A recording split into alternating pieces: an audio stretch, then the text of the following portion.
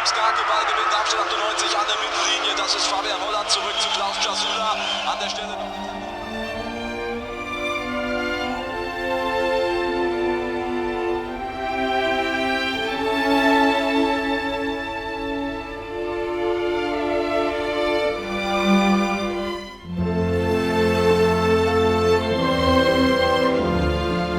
Wir Lilien heben ab.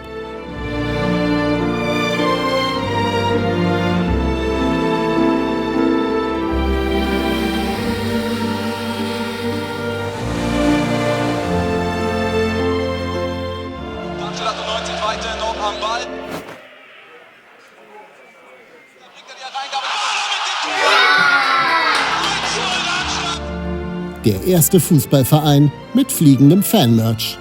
Jetzt auf liefermichel.de.